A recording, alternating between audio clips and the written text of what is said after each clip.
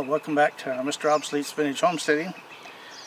Today's exciting video is going to be about our Stihl O31. I can't believe it. What can I believe about it? This saw was a huge seller for Stihl. Made it from the 70s to the mid 80s, and the O32, which replaced it, was sold for a long time. But the thing that amazes me is the reason this saw was taken out of service is because of this. This little bitty spring.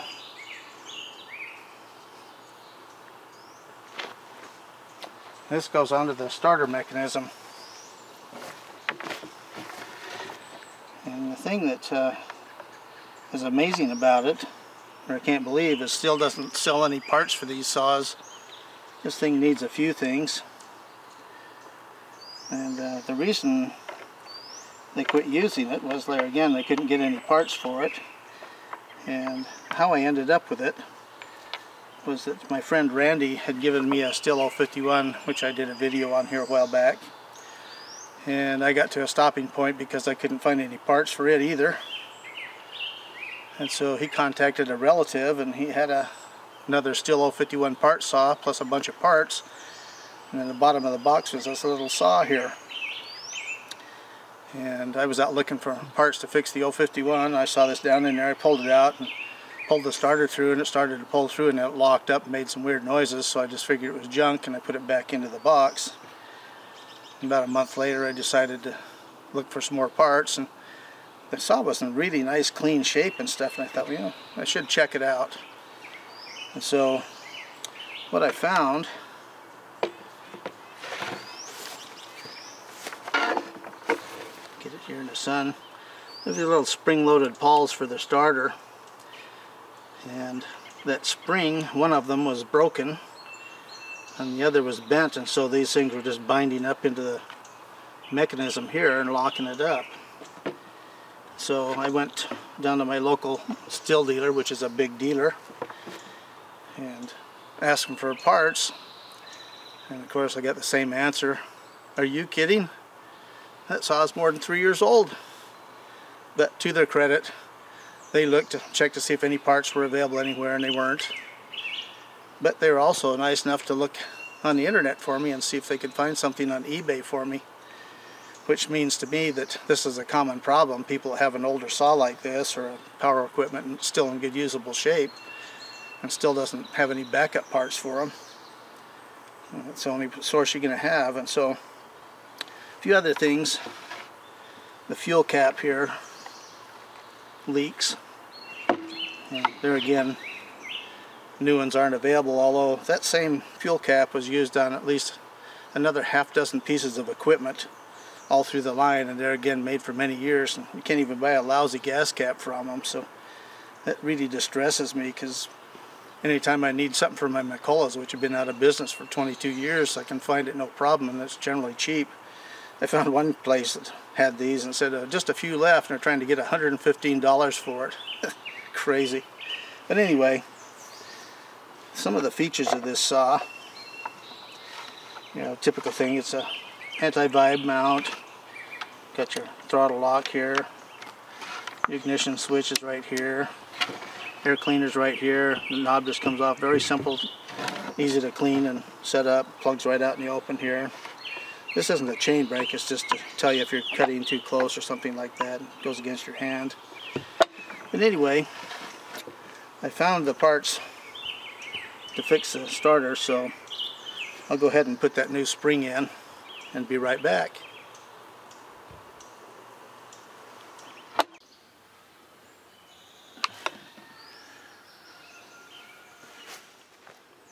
Okay, well, we got the starter fixed, works great. So the next thing I did is I checked for spark, and I didn't have any. And I thought, well, crap. But when I pulled the plug out, it looked highly suspect. And plus it's a Champion, which I never used in anything. Put a new plug in, it had plenty of spark. And the other thing too is that the fuel cap was leaking, so I didn't find an OE Stihl one, but I found an aftermarket one for about 1/3 the price, and works perfect, so I put that on there. So the other thing this little saw needs, the drive teeth on the clutch drum here are worn quite a bit, so I got another clutch for it. So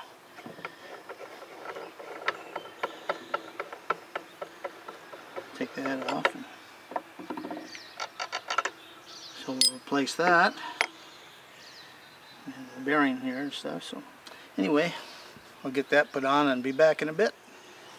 Okay, well, we got that on and works nice and free. One thing that's important on these Stihls, on these clutches, in the drum, there's a little hole right here. There's a pin that goes in there, and that's what drives the oil pump for the chain.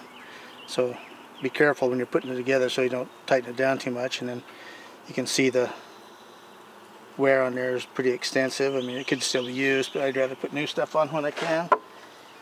There's the little bearing. Now the stuff that's on this is some kind of a light grease, and it doesn't stay on real good. But one thing I use is long fiber grease, which is like old style carb grease that they used on drum brakes. It's real heavy duty and stays in there really well. So anyway, I'm just about ready. And here's what, it didn't come with a bar and chain, so here we go. So the thing they didn't do on this, because they're cheapskates, they didn't lube the bearing in the front sprocket there, so we'll do that. This tool's specifically for that. And then we'll want to rotate it while we do that to get the grease all the way around through the whole system there.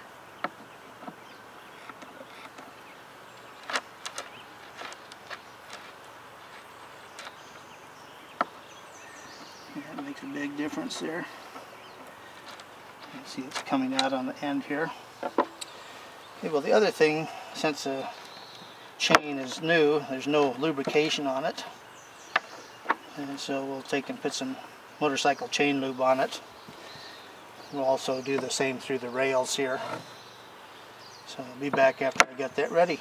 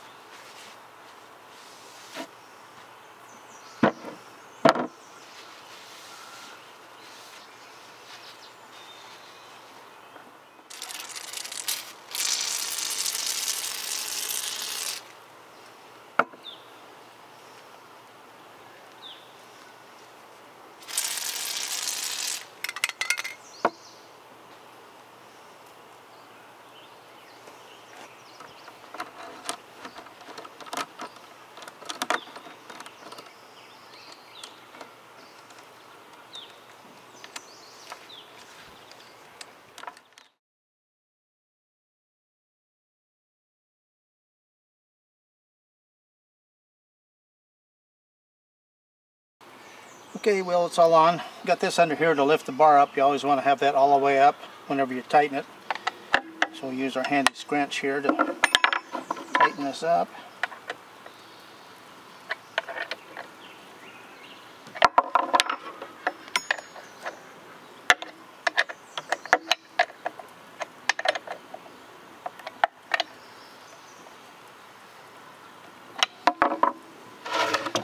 And there we go. It's pretty much ready to cut. I've actually had it running already, but the thing that's kind of unusual on this little saw is the way it's put together. You know, the McCulloughs that I usually use are a lot easier to work on, but one thing, you know, I've talked in former videos about is doing your muffler, so I took this off and restored it, and there was almost no carb in it. The saw doesn't have that much time on it. So anyway, we'll put a little run time on this and get the chain broken in, and then we'll be back. We'll do some video on it cutting and talk just a little bit more about it. These were, like I say, made from 1971 through the mid-80s. It's 48 cc or 2.93 cubic inches. Maximum bar length is 20 inches on it. This is an 18. Uses standard 3/8 chisel bit chain. And the power head weighs 14.5 pounds. And I'm going to pick it up. It feels a lot heavier than that, but I actually weighed it and it's right on spec there. So anyway, there we go. Another treasure ready to cut some wood. And I wanted to talk briefly about what started this all was that Randy gave me a Stihl O31. So here's a little update on it.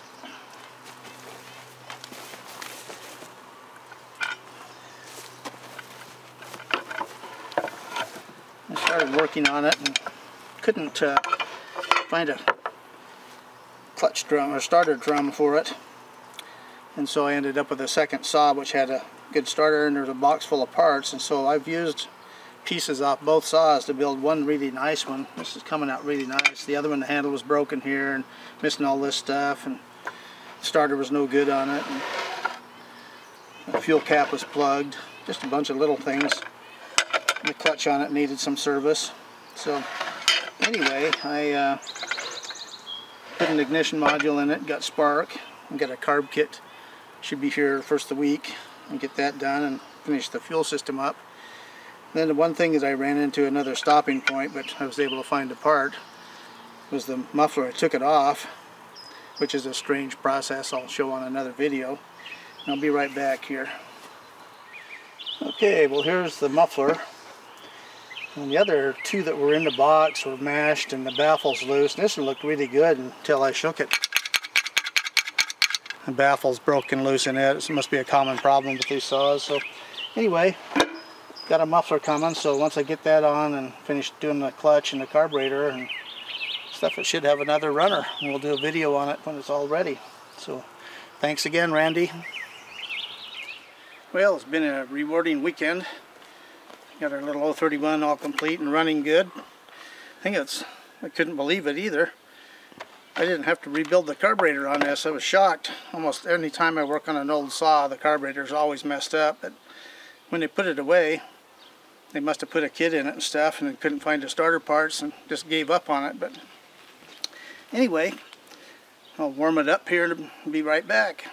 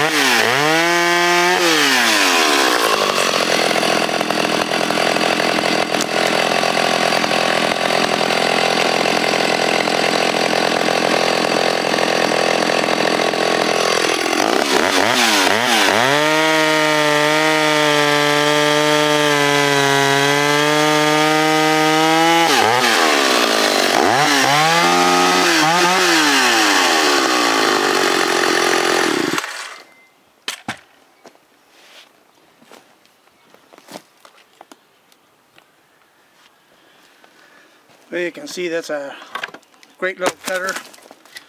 I just think it was put out to pasture because of that lousy starter spring, because you couldn't buy a new one from Stihl. Anyway,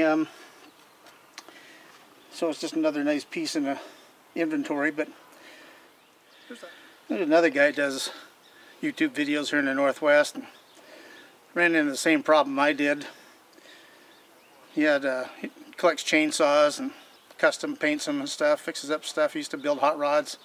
It's Kane's Custom Garage. And Dan does some really nice work, and he's a true enthusiast on collecting chainsaws. But he did a video recently where he couldn't even get a starter rope pulley for his Pullin 3400. Now that's a saw that sold hundreds of thousands by the box stores, but he can't even buy a starter pulley for it.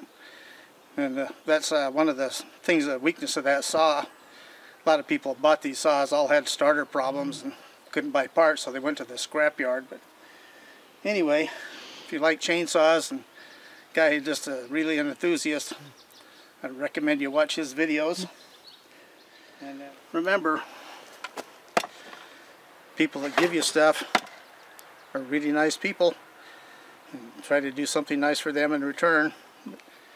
This is a great little saw, so we'll see you on the next video. Vintage is best.